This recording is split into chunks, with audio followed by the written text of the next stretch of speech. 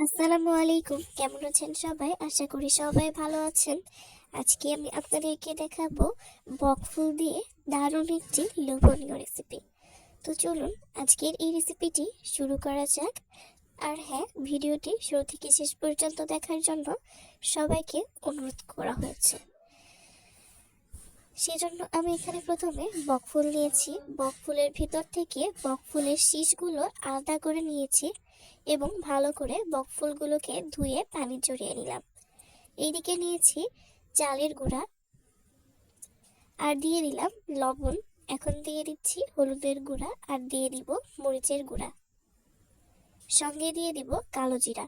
কালো জিরা দিলে এই রেসিপি খেতে কিন্তু অনেক বেশি মজা লাগবে। আর দিয়ে দিলাম অল্প ধনিয়া গুঁড়া, সঙ্গে দিয়ে দিচ্ছি রসুন বাটা এবং আদা বাটা আর দিয়ে দিলাম পেঁয়াজ বাটা এবং জিরা বাটা।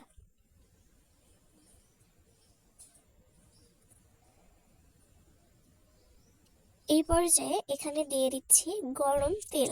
আমি তেলটাকে গরম করে নিয়েছি, সেই গরম তেল দিয়ে দিলাম আর দিয়ে দিচ্ছি পানি। এখন একটা চামচের সাহায্যে ভালো করে এটাকে নাড়াচাড়া করে মিশিয়ে নিতে হবে। যে পর্যায়ে গরমটা ছুটে যাবে সে পর্যায়ে আমি হাত দিয়ে ভালো করে নাড়াচাড়া করে একটা পারফেক্ট ব্যাটার তৈরি করে নিব। আর ব্যাটারটার ঘনত্ব কিন্তু ঠিক এরকম হবে। এই মাপের ঘনত্ব যুক্ত ব্যাটার দিয়ে কিন্তু আজকের রেসিপিটি তৈরি করতে হবে। ব্যাটারটা কিন্তু একদম রেডি। এই পর্যায়ে ভালো করে ধুয়ে এবং কেটে পরিষ্কার করে রাখা বকফুলগুলো এই ব্যাটারে ডুবিয়ে দিচ্ছি। ভালো করে ডুবিয়ে বকফুলগুলোকে তুলে নিব। এভাবে করে একে একে সবগুলো বকফুলকে কিন্তু ডুবিয়ে নিতে হবে। এখন কড়াইয়ে তেল গরম করে তাতে একে একে সেই ডোবানো বকফুলগুলো দিয়ে দিতে হবে। এই রেসিপিটি কিন্তু ভীষণ সহজ। এই রেসিপিটি সহজ হলেও খেতে হয় ভীষণ মজার। সকাল বিকালের নাস্তায় গরম ভাতের সঙ্গে এই রেসিপিটি কিন্তু ভীষণ মজা লাগে। এইভাবে একে একে করে আমি সবগুলো ডোবানো বকফুল দিয়ে ভালো করে নাড়াচাড়া করে উল্টে পাল্টে কিছুটা সময় ধরে ভেজে নিব।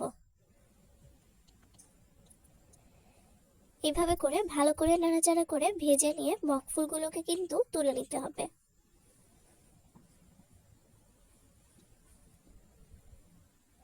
এইভাবে করে আপনারাও কিছুটা সময় ধরে বকফুলগুলোকে উল্টে পাল্টে নাড়াচাড়া করে তুলে নেবেন। আর যারা আমার চ্যানেলে নতুন, যদি আপনাদের কাছে এই রেসিপিটি ভালো লাগে তাহলে আমার চ্যানেলটিকে সাবস্ক্রাইব করে দিবেন, লাইক কমেন্ট শেয়ার করে দিবেন। যারা আজকের এই রেসিপিটি ফেসবুক পেজ থেকে দেখছেন তাদের কাছে যদি এই রেসিপিটি ভালো লাগে তাহলে আমার ফেসবুক পেজটিকে ফলো দিয়ে রাখতে পারেন। এইভাবে করে কিছুটা সময় ধরে ভালো করে উল্টে পাল্টে নেড়ে চেড়ে আমি ভেজে নিয়ে এখন তুলে নিলাম। ঠিক একইভাবে আমি একে একে সবগুলো বকফুল এভাবে ব্যাটারে ডুবিয়ে নিয়ে ভালো করে গরম তেলে দিয়ে নাড়াচাড়া করে ভেজে নিব।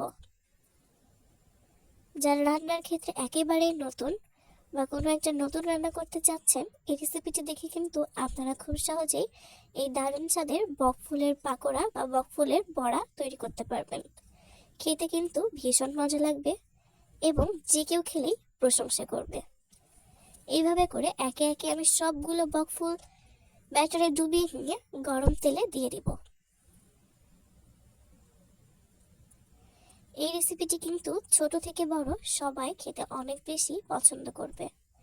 ঠিক সেম ভাবে আমি একে একে সবগুলো কিন্তু ভেজে নিচ্ছি।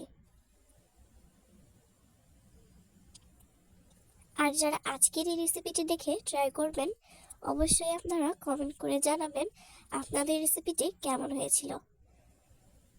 তাহলে দেরি কিসের, আপনারাও এইভাবে কিন্তু খুব সহজে বানিয়ে ফেলতে পারবেন। এইভাবে করে আমি নাড়াচাড়া করে ভালো করে ভেজে নিচ্ছি। বাড়িতে আত্মীয় স্বজন মেহমান আসলে কিন্তু এই রেসিপিটি কিন্তু খুব অল্প সময়ে আপনারা তাদেরকে বানিয়ে দিতে পারেন। ভীষণ মজা লাগে। আর যারা এইভাবে করে বকফুলের বড়া বানাননি অবশ্যই একবার হলেও